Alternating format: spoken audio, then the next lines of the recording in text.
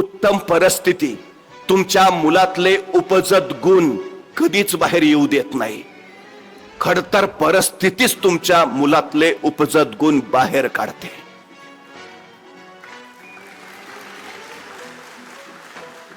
अडचणी यायला हव्यात, त्या अडचणी तुमच्या मुलाला अडवायला नव्हे, त्याची उंची वाढवायला येतात हे लक्षात असू द्या.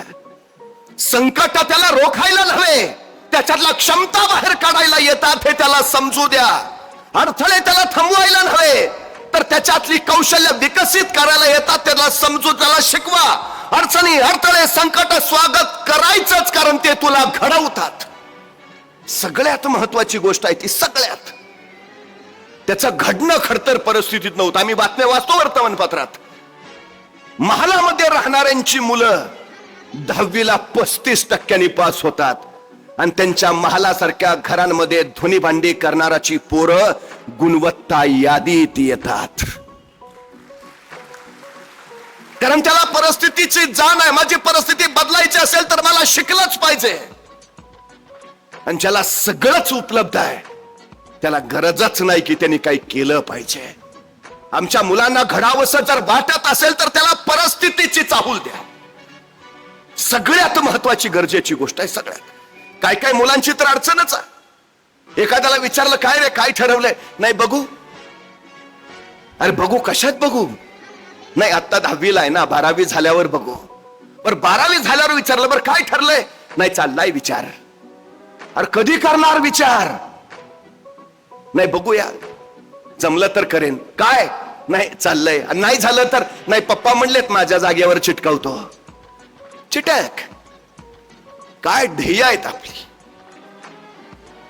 कशी घडणार पोरं हो? सगळ्यात महत्वाची गोष्ट आहे. सगळ्यात निर्णयक्षम का बनवा पोरांना? पटकन निर्णय घेता आला पाहिजे, कामाला लागता आलं पाहिजे. आमची पोरं अपयशी ठरायचे एकमेव कारण त्यांना निर्णयच घेता येत नाही. निर्णय घेण्यासाठी विचारांची जी पक्वता लागते ती त्याच्यात असतच नाही. जी प्रगल्भता यावी लागते ती त्याला मिळतच नाही. श्रीराम 14 वर्ष वनवासाला गेले. त्या 14 वर्षाच्या खडतर परिस्थितीनं त्यांना जे शिकवलं त्यातून श्रीरामांचे प्रभू श्रीराम झाले. वनवास माणसाला शिकवतो. युवराज होते पण श्रीकृष्ण तुरुंगामध्ये जन्माला आले. जन्मल्यापासूनच संकटांशी मुकाबला सुरू झाला. जन्मल्यापासूनच संघर्ष सुरू झाला. युवराज असून सुद्धा गोकुळामध्ये गाई गुरं राखायचे. सगळ्यांना जमून सगळ्यांचे डबे एकत्र करून काला खायचे. या सगळ्या संघर्षातनं श्रीकृष्णातून भगवान श्रीकृष्ण उभा राहिले. पोरं घडायचे असतील तर संघर्ष करू द्या. हा संघर्ष महत्वाचा असतो, सगळ्यात गरजेचा. येऊ द्या ना वाट्याला त्याच्या. पप्पा चिटकवतील म्हटल्यावर त्याचा संघर्ष संपतो. एक 4थीतला मुलगा होता. सगळ्या वर्गाच्या समोर तो भाषणाला उभा राहिला. तो मुलगा चोचरा होता, तोत्रा बोलायचा, पण धाडसा नाक्या वर्गापुढे बोलायला उभा राहिला. पहिलं वाक्य उच्चारलं, मिथलानो आणि मैथिलीनो, आणि सगळा वर्ग खो खो खो खी खी खी हसायला लागला. आपल्या वर्गाला हसताना बघून त्याच्या डोळ्यात अश्रू उखळले. त्याला हुंदका फुटला आणि तो सरळ त्या टेबलवरनं खाली उतरला आणि वर्गाच्या बाहेर गेला. अपमान झाला होता त्याचा. त्याच्या व्यंगावर सगळा वर्ग हसला होता. तो तिथं ठरवू शकला असता, मी चोचरा आहे, तोत्रा आहे, मला बोलता येत नाही. मी बोलायला लागलो की मुलं हसतात ना, आता आयुष्यात मी कधीच बोलणार नाही. ठरवता आला असतं त्याला. पण या अपमानातनं त्यानं दुसराच निश्चय केला. तो म्हणाला, आज जी मुलं मला हसतायत ना, उद्या तीच मुलं माझ्या भाषणाला टाळ्या वाजवतील. निश्चय केला आणि बाहेर पडला. हसले कशाला? तोत्रेपणाला, चोचरेपणाला. समुद्रात काट्यावर यायचा, गारगोट्या घ्यायचा आणि त्या 2 गारगोट्या दोन्ही गालात ठेवायचा आणि गारगोट्या तोंडात ठेवून तो मोठमोठ्याने बोलायला लागायचा. त्या गारगोट्या गालाला जिभेला घासून त्यातनं वेदना व्हायचा, रक्त ओघळायचं, रक्तबंबाळ चेहरावायचा, पण सोसत राहिला, सहन करत राहिला. गारगोट्या तोंडात ठेवून मोठमोठ्याने बोलत राहिला. बघता बघता जिभेला आकार आला. गाल जे जास्तीचे आत होते ते घासून जाऊन बारीक झाले. पर्याय उच्चार स्पष्ट व्हायला लागले.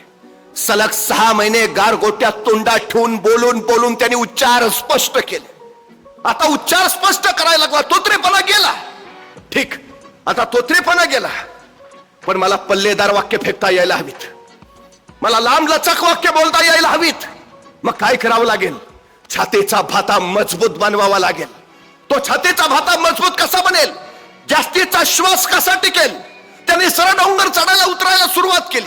रोज सकाळी पहाटे उठायचा आणि सरळ डोंगरावर sir sir sir sir sir चढायचा आणि त्याच वेगानं खाली उतरायचा. अखंड 6-7 महिने तो करत राहिला. आता श्वास फुलत नव्हता. छातीचा भाता दमदार झाला. लांब लचक पल्लेदार वाक्य त्याला फेकता यायला लागली. उत्तम. आता उच्चार स्पष्ट झाले, पल्लेदार बोलता यायला लागल्या. पण आता सगळ्यात महत्वाची गोष्ट, 1000 लोकांच्या समोर बोलायला उभा राहिलो तर माईक शिवाय माझा आवाज त्या 1000 लोकांपर्यंत पोहोचला पाहिजे. आवाज वाढवला पाहिजे, आवाज मोठा केला पाहिजे. समुद्राच्या काठावर लाटा धडाडा कोसळत असतात. तुम्ही समुद्रावर कधी फिरायला गेला तर त्या लाटांच्या आवाजात तुमचं आपापसातलं बोलणंच तुम्हाला ऐकू येत नाही. तुमचा आवाज फार छोटा होतो. याने लाटांशी स्पर्धा करत बोलायला सुरुवात केली. पहिले काही दिवस त्याचा आवाज त्या लाटांच्या आवाजात त्यालाच ऐकू यायचा नाही. महिना झाला, 2 महिने, 6 महिने, अखेर 8 महिने झाले आणि त्याच्या आवाजापुढे लाटांचा आवाज सुद्धा फिका पडला. इतका त्याने स्वतःचा आवाज घडवला. आवाज घडला, पल्लेदार झाला, चोचरेपणा गेला, उत्तम बोलणं यायला लागलं. पण काय बोलायचं?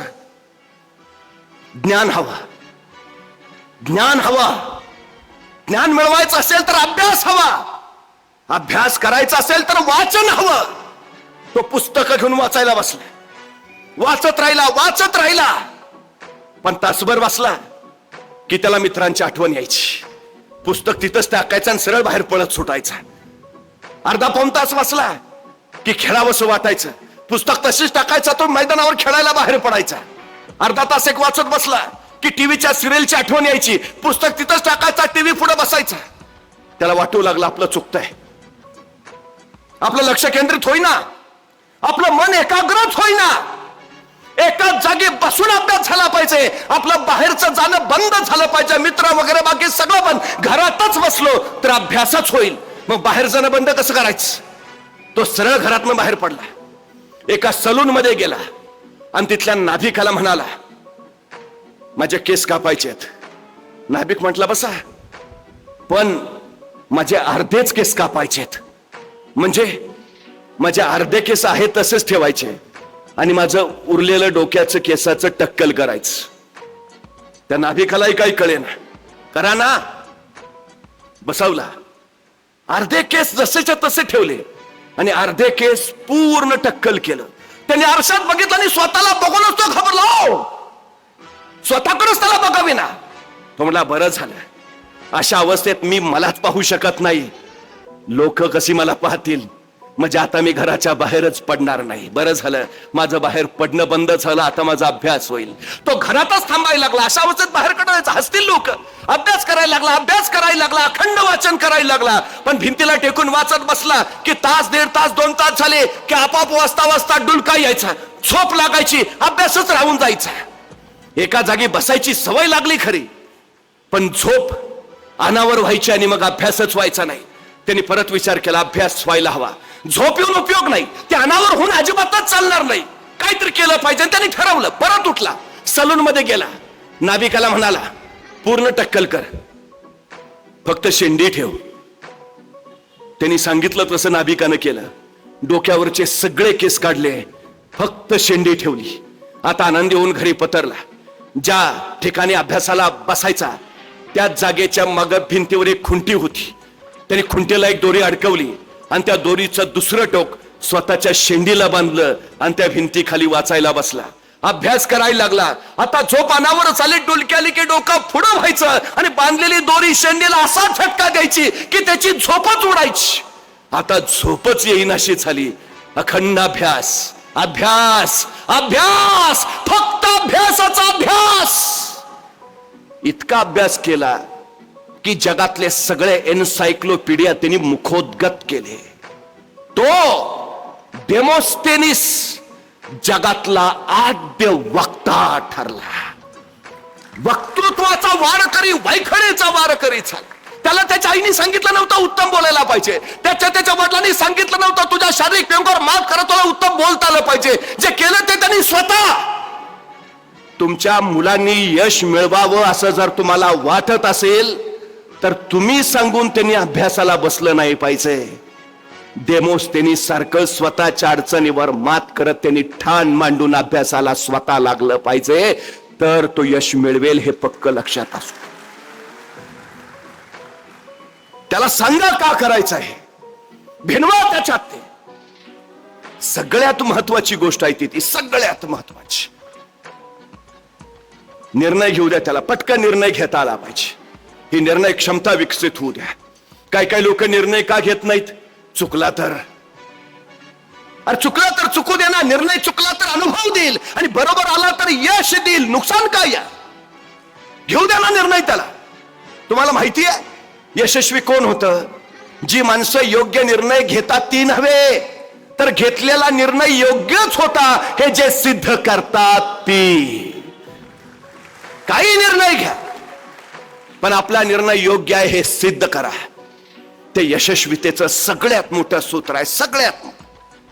तुम्हाला माहिती आहे चंद्रावर पहिलं पाऊल ठेवणाऱ्या मानवाचं नाव काय, नील आर्मस्ट्रॉंग. पण खरंच नील आर्मस्ट्रॉंगच चंद्रावर पहिलं पाऊल ठेवणार होता का? नासानं जी चंद्रयान मोहीम उभारली त्या मोहिमेनुसार नील आर्मस्ट्रॉंग चंद्रावर पहिला पाय ठेवणार नव्हता. चंद्रावर पहिला पाय ठेवणार होता तो एडविन सी अल्डारिन. तो चंद्रयान मोहिमेचा मुख्य पायलट होता, अमेरिकेचा वैमानिक होता, स्पेस वॉकिंगचा त्याला अनुभव होता. आणि नील आर्मस्ट्रॉंग तो अमेरिकेचा नौसैनिक, त्याला स्पेस वॉकिंगचा अनुभव सुद्धा नव्हता. तो एडविन सी अल्डारिनच्या हाताखाली सहाय्यक पायलट म्हणून नेमला गेला होता. पण हे अपोलो यान ज्यावेळी चंद्रावर पोहोचलं तर नासाच्या स्पेस सेंटरवरनं पहिला संदेश आला, पायलट फर्स्ट. आणि एडविन सी अल्डारिन पुढे झाला. चंद्रावर पाय ठेवण्यासाठी त्याला आदेश होता, पण पाय ठेवायच्या आधी त्याच्या मनात विचारांचा गोंधळ सुरू झाला. मी चंद्रावर पाय ठेवला आणि तिथल्या वातावरणात मी जुळूनच गेलो तर, मी चंद्रावर पाय ठेवला आणि चंद्राच्या गुरुत्वाकर्षण मला खेचूनच घेतलं तर, मी चंद्रावर पाय ठेवला आणि कुठं भरकटलोच तर. त्याच्या या विचारात असतानाच तो नासाच्या स्पेस सेंटरवरनं दुसरा संदेश आला, को पायलट नेक्स्ट. आणि नील आर्मस्ट्रॉंग पुढे झाला आणि कसलाही विचार न करता त्याने आपला पाय चंद्राच्या भूमीवर ठेवला आणि जगातील सगळ्यात मोठा कीर्तिमान ठरला. नील आर्मस्ट्रॉंगकडे सामर्थ्य नव्हतं का होतं, क्षमता नव्हती का होती, प्रतिभा नव्हती का होती, बुद्धी नव्हती का होती, मुख्य पायलटच होता, अधिकार त्याचाच होता. फक्त निर्णय घेऊ शकला नाही पटकन, म्हणून तो विश्व विक्रमापासून वंचित राहिला. आणि नील आर्मस्ट्रॉंगने विचार न करता निर्णय घेतला आणि प्रत्यक्ष कृती केली. आमच्या पोरांना निर्णयक्षम तर बनवाच, पण पटकन कृतिशील, कृती करणारे त्यांना बनवा.